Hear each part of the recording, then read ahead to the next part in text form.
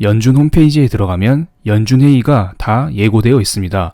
2022년도에는 1월, 3월, 5월, 6, 7, 9, 11, 12 8차례 연준 회의가 예고되어 있습니다. 그런데 최근에 물가 상승이 이슈화 되면서 연준에서 긴급 회의를 열어서 금리 인상을 할 수 있다, 이런 말이 시장에 돌고 있는데요.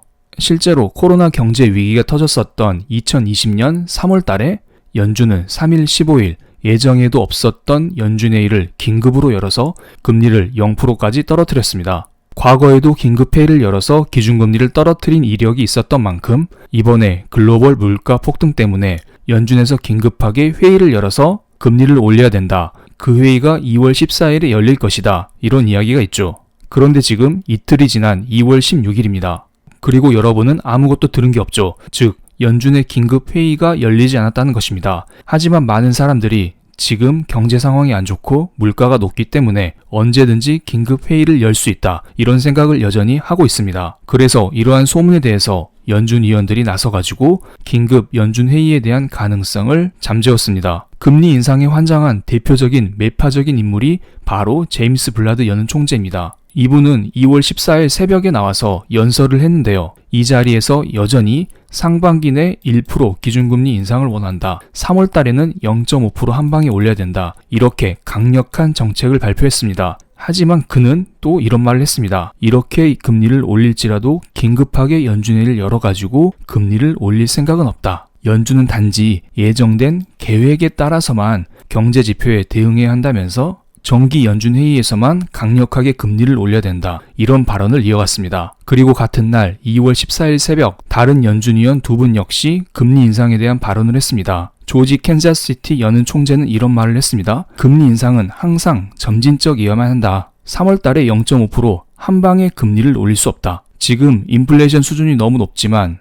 연준이 금리를 올리기 위해서는 신중하게 결정을 내려야 한다. 만약에 지금 3월 달에 한 방에 0.5% 올려버리면 장단기 금리차 역전을 불러올 수 있기 때문에 조심스러운 입장이다, 이런 발언을 했습니다. 또 다른 메리 데일리 샌프란시스코 연은 총재의 발언을 보겠습니다. 이분은 일단 3월 달에 0.25% 한번 올리고 보자.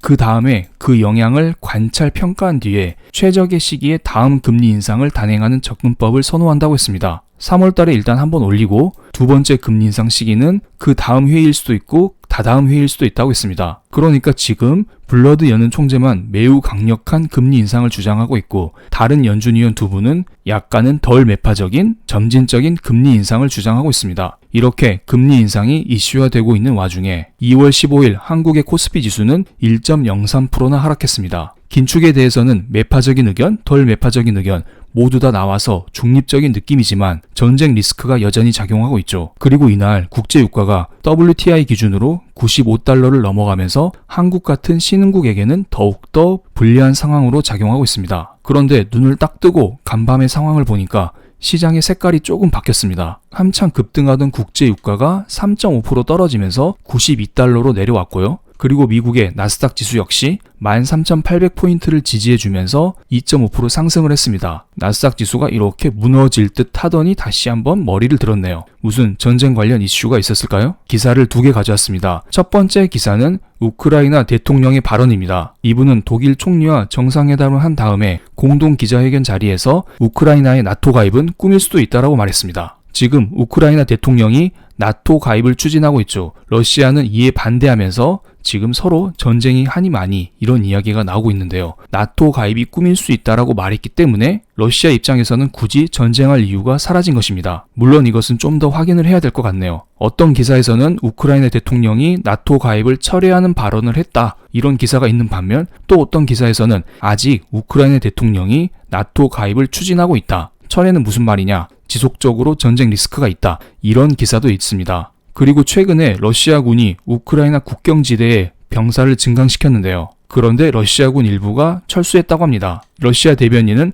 항상 그랬듯이 지금 이것은 그냥 단순히 훈련일 뿐이다. 훈련이 끝나는 대로 부대들이 조직적으로 상주기지로 복귀할 것이다. 러시아군은 훈련이라는 핑계로 우크라이나 침공 준비를 부인하면서도 우크라이나 인근에서 병력을 빼고 있습니다. 이전 기사에 우크라이나 대통령의 발언, 그리고 러시아의 철군 이슈, 이것으로 인해서 간밤에 전쟁 리스크가 조금 줄어들었습니다. 그래서 지금 인터넷에 이 짤이 돌아다니고 있습니다. 어제 한국장이 끝나자마자 러시아의 철군 뉴스가 나왔거든요. 푸틴 대통령이 한국장이 끝난 것을 확인하고 군대를 철수시켰다는 웃지 못한 이야기가 돌아다니고 있습니다. 지금 증시 상황은 전쟁 리스크에 연준의 3월달 0.5% 한방 금리 인상 가능성까지 모두 반영이 된 상황입니다. 패드 워치에 따르면 연말에 기준금리를 7번 인상할 확률이 가장 높다고 합니다. 그럼 이제 모든 악재가 다 반영된 거냐? 그렇다고 증시가 급등하냐?